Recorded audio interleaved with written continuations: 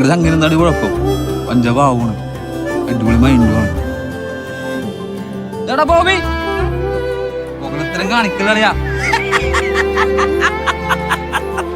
എന്തിനാണ്